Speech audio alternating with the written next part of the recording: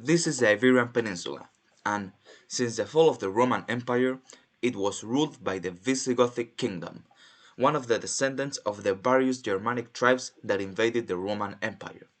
However, in the year 711, after years of Arab invasions in North Africa, divisions amongst the Visigothic aristocracy, and several Arab raids into Visigothic territory, the Iberian Peninsula was invaded by the Arab Empire.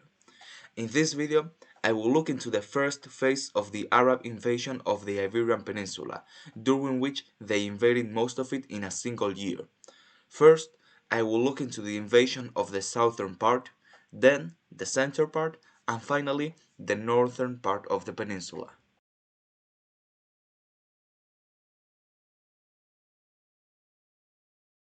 In the year 711, an Arab army of 7,000 men arrived at the southern shores of Spain, with the objective of invading the Iberian Peninsula. The Visigothic king, which was fighting against the Basques in the north, laying siege to the city of Pamplona, thought that this was just another Arab raid and that they would leave after doing some looting. However, when he realized that this was a proper invasion, he had to abandon his own military campaign and head south to confront the Arabs. By the time he arrived, the Visigothic army was severely weakened due to their scarce resources and internal divisions, which meant that many soldiers either escaped or joined the Arab army. On the other hand, the Arab army received 5,000 soldiers for reinforcements, and they would go on to obliterate the Visigothic army in the Battle of Guadalete, even killing the Visigothic king. After this victory, the Arab army received 18,000 soldiers for reinforcements, and then the army separated in two and occupied the southern part of the peninsula.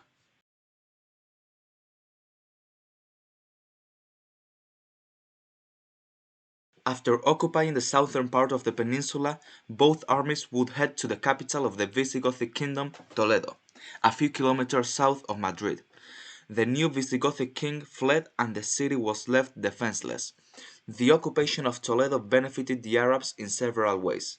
First of all, the Visigothic kingdom was a very centralized one. Therefore, its occupation spread a sense of defenselessness across the kingdom. Also, politically speaking, this meant that it wouldn't be possible to organize a coordinated response to the Arab invasion anymore, and the lords of the different territories were left to defend their lands on their own, which made it easier for the Arabs as they would be able to deal with one of them at a time.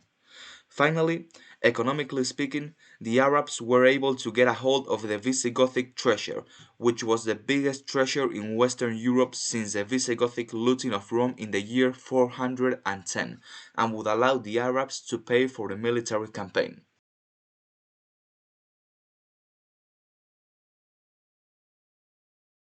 After spending the winter in Toledo, the Arab army split again to invade the northern part of the peninsula. One of the armies headed northeast, but it was unable to occupy Catalonia, where the Visigothic lords had reunited, and was left for a future military campaign, and decided to unite back with the Second Arab Army, which headed northwest. After the two armies joined forces, they conquered Gijón, the administrative capital of the kingdom. After this, the first phase of the Arab invasion of the Iberian Peninsula was officially over.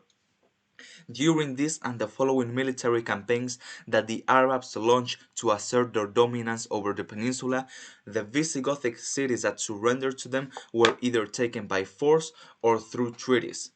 There were two types of treaties, the Sulla and the Ahed.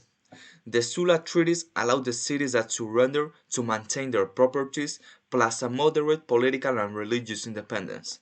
On the other hand, the Ahed treaties allowed the cities that surrendered to also maintain their properties while keeping a large political and religious independence.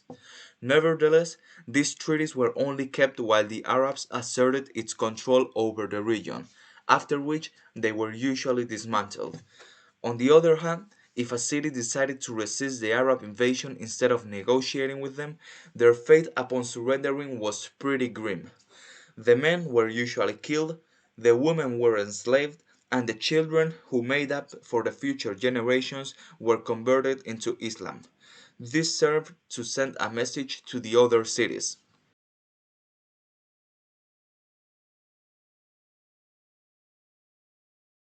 To conclude, in the year 711, an Arab army arrived at the southern shores of Spain, defeated the Visigothic army, and invaded the southern part of the peninsula.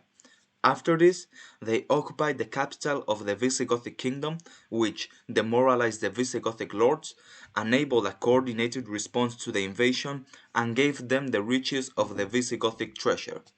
Finally, after spending the winter in the Visigothic capital, they headed north and invaded the rest of the kingdom. The various Visigothic cities that were occupied were taken either through treaties that allowed them to maintain their properties and keep a certain level of political and religious independence, or by the use of force, which was brutally applied when necessary with the intention of sending a message to the rest of the cities.